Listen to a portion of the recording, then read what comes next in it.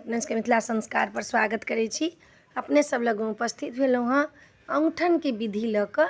औंठन कोना कोना करब से विधि लऽ कऽ देखू।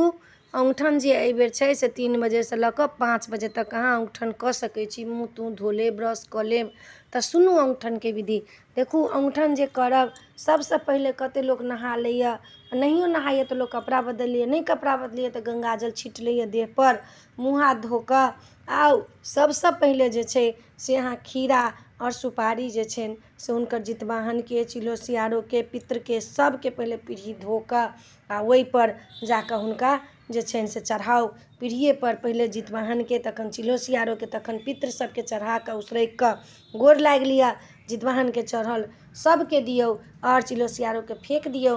तखन जाकऽ पहिले ईसब कऽ कऽ तखन अहाँसब बैसू औंठन करऽके लेल। चूड़ा दही अमोट तरकारी जे खायके अइ से सब गोटा खा लिअ, अंगोठिकऽ पानि पी लिअ।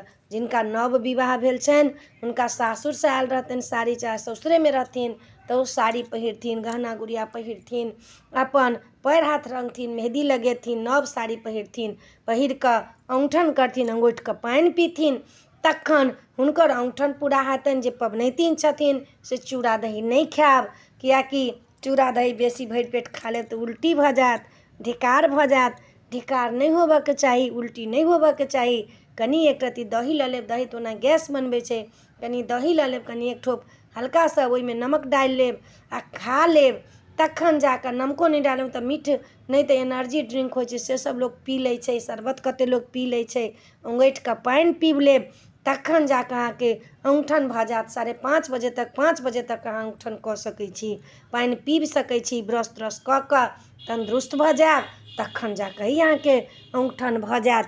तऽ ई अपने सबके औंठनके विधि देलहुँ हँ। नीक लागत चैनलके सब्सक्राइब करब, लाइक करब, कहऽके नहीं बिसरब। जय मिथिला, जय माता जी।